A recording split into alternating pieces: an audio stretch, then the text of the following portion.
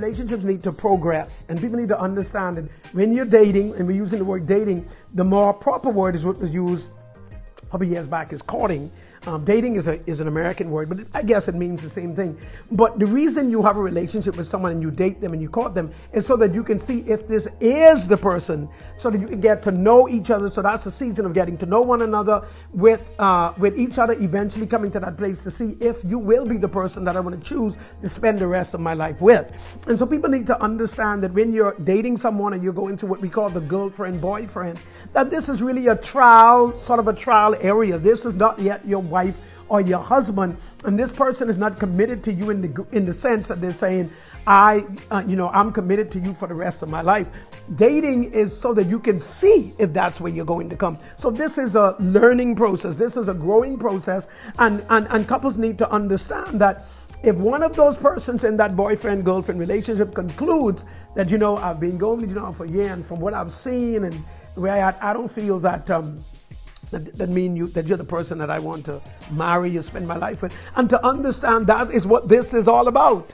This is for us to be able to see whether I feel you're the girl for me or you're the guy for me. And so that period needs to exist. But what happens sometimes when girls and guys get into relationship and right away start functioning like their husbands and wives, and they're not, and don't give time to get to know each other. The reason the word courtship was used is because it was like, it was a legal term, which meant this season is almost like going to court, so we can discover the truth so that we can make a verdict. So this is the period where I get to discover who you are, the truths about you. You discover the truths about me to see if my verdict at the end of the day is that you're the person that I really love, you're the person I want to spend the rest of my life with, and give yourself ample time to do it. It's a time to get to know each other so that you can come to that final decision. So people to understand that there's a difference between being boyfriend and girlfriend, getting engaged and getting married.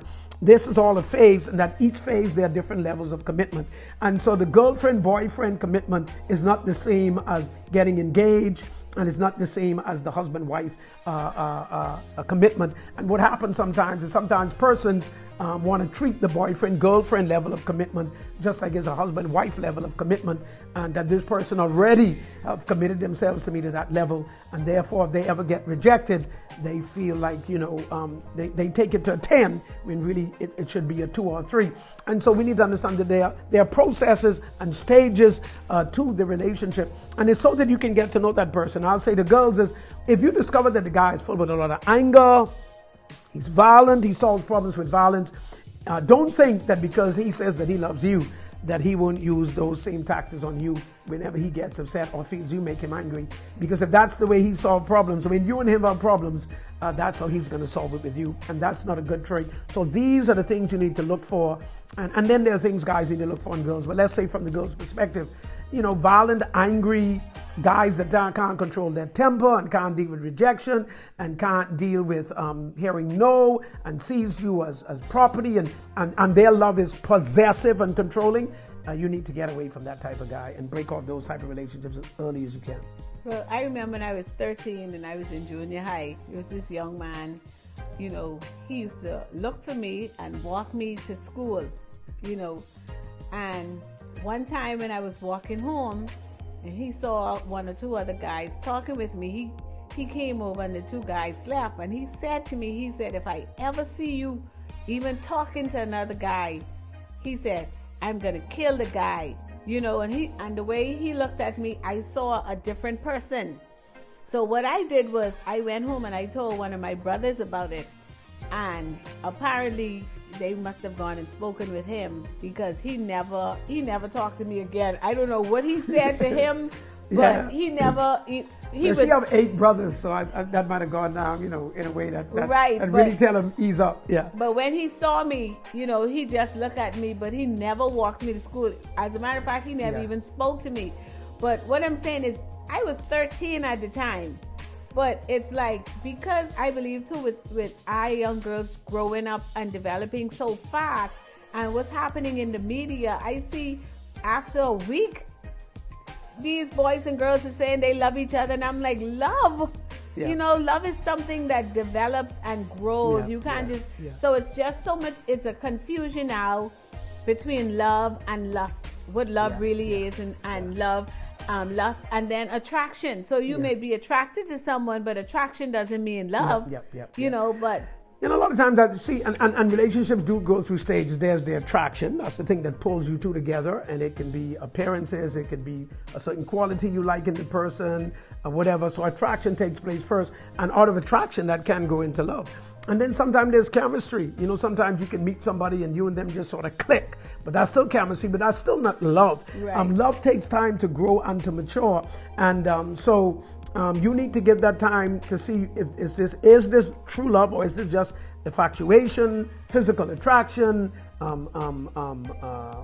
what's the word I used before? Also, you know, chemistry, a connectedness. That sometimes is just a good thing that you could have with a friend. You realize this person will make a great friend, but I don't really love this person. So you need to give a chance for that. And then not only that, to see how this person loves. The Bible said the love of the wicked is cruel. There's some people, they do love, but their love is very mean and very unkind. And so the key is how do they know how to love?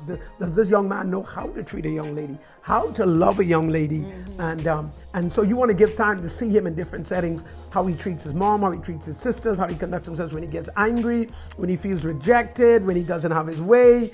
And you want to see those different settings so that you can see if I really do love this person, because you don't want to just love them, you also want to like them too, and see if you share the same values, because all of those things are going to determine the success of your relationship. So you got to use your head. You have your heart, but you also got to use your head.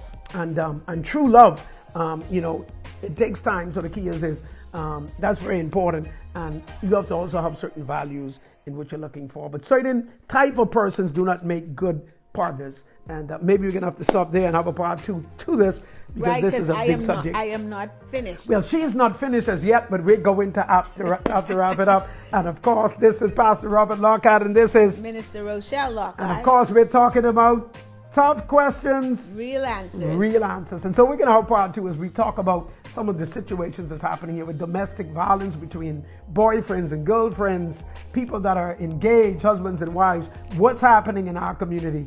And so watch part two of this very subject, and we'll have it for you. See you again soon. See you again soon.